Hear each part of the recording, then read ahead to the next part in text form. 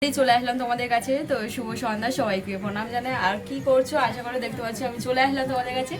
R by the way এটা কোথায় আমি তোমাদেরকে বলছি, এটা আমি মাদের বাড়ি এসেছি। তো মায়ের দিকে রান্নাঘরে আছি, মারাও ঘরের দিকে আছে। তো দিদা দাদুরাও এসেছে, দাদুর খুবই শরীর খারাপ, তো দাদুকে দেখতে আসলাম। আর মাদের বাড়ি অনেক দিন আসা হয়নি, মা মারা গেছে আমার শাশুড়ি মা, তো অনেক দিন হয়ে গেছে। তো চলে আসলাম মাদের বাড়ি, 2.5 মাস হয়ে গেছে আসিনি, তো আসলাম, তো ঘুরতে আসলাম।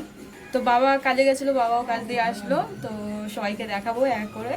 তো এখন চা হচ্ছে রান্নাঘরে, তো আমার ভাইকে দেখাবো। তো দেখতে পাচ্ছ ভাই চলে এসেছে। তো আমার ভাই বড় হয়ে গেছে দেখতে পাচ্ছ, তো অনেক ছোট ছিল, হাইট এত হয়েছিল, এখন এত হাইট হয়ে গেছে। তো আশা করি কি করছো তোমরা, কি করছো একটু কমেন্ট করে জানো। আর চা হয়ে এসছে, এবার চা দেবো সবাইকে। ওদিকটা এখন অন্ধকার, আলো দিতে দেখাবো তোমাদেরকে।